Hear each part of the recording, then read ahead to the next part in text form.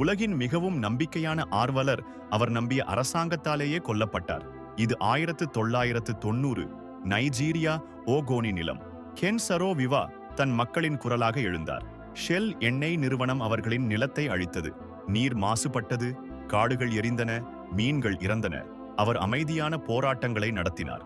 உலக கவனத்தை ஈர்த்தார். மனித உரிமை அமைப்புகள் அவரை ஆதரித்தன. அவர் உறுதியாக நம்பினார், உலக அழுத்தம் அவரை பாதுகாக்கும். அதே இராணுவ அரசாங்கத்தை அவர் முன்பு ஆதரித்திருந்தார். ஆனால் அந்த ஜெனரல்கள் ரகசிய திட்டம் தீட்டினார்கள். நவம்பர் 10ஆம் தேதி அவரை கைது செய்தார்கள். போலி குற்றச்சாட்டுகள் சுமத்தினார்கள். விசாரணை நாடகமாக நடந்தது. உலகம் கண்டித்தது. மண்டேலா முதல் ராணி எலிசபெத் வரை கெஞ்சினார்கள். ஆனால் நவம்பர் 10ஆம் தேதி அவரை தூக்கிலிட்டார்கள்.